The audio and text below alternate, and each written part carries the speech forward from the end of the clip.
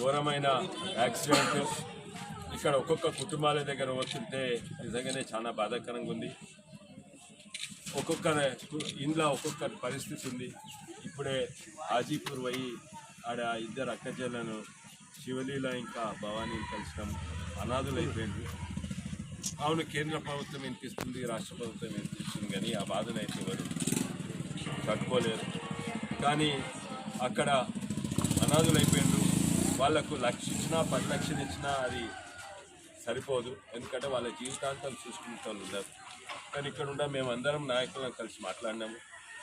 మేము ఒక ఉపాయం వాళ్ళని ఆదుకోవాలి, వాళ్ళకు ఉద్యోగం వచ్చే వరకు పెళ్ళయ్యే వరకు మేము చూసుకుంటామని మేము నిర్ణయం తీసుకున్నాము.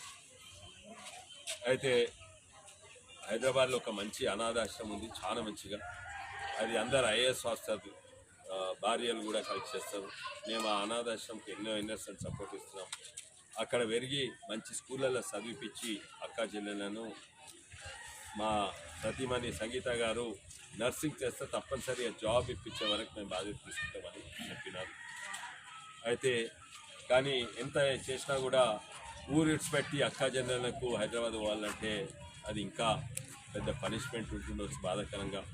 అందుకే బాలేశ్వర్ గుప్తా గారిని, రమేష్ గారిని అక్కడ ఊరోళ్ళను వాళ్ళతో మాట్లాడి ఒకవేళ హైదరాబాద్ వస్తే వాళ్ళ లైఫ్ సెట్ అయ్యేటట్టు మేము చూస్తున్నాము. ఇంతో అంతో మేమందరం కలిసి 30,000 రూపాయలు అక్కడ ఇచ్చినాం. కానీ దాంతో ఏం కాదు. వాళ్ళని ఆదుకుంటేనే, ముందుకు చూసుకుంటేనే అప్పుడు ఏమో చేసినట్టు మాకు కూడా గుర్తుంటుంది. అది తప్పనిసరి చేస్తాం. దాని తర్వాత మేము ఇక్కడ లక్ష్మాపూర్లో అఖిలారెడ్డి ఇంటికి పోయినాము. మంచిగా చదువుకున్నది, నాగ్పూర్లో పోయి చదువుకున్నది, ఇప్పుడు ఎంబీబీఎస్ చేస్తున్నది. అక్కడ వేరే కథ ఆ ఇంట్లో. ఇప్పుడు ఆమెకు ఉద్యోగం వస్తుండే, వాళ్ళకు ఆదుకునే శక్తి ఉంటుండే, ఓ ఆమ్దాని వస్తుండే.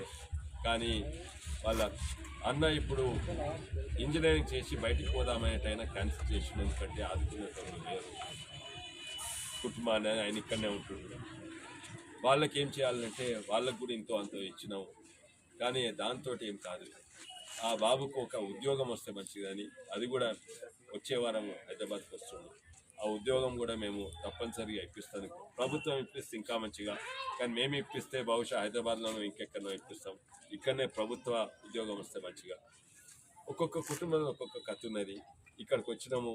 ఇక్కడ కూడా పాపము ముస్లిం మహిళ చిన్న పసి పాప ప్లస్ మన్మరాలు ఇంకా భర్త కోల్పోయిండ్రు. వాళ్లకు ఎంతో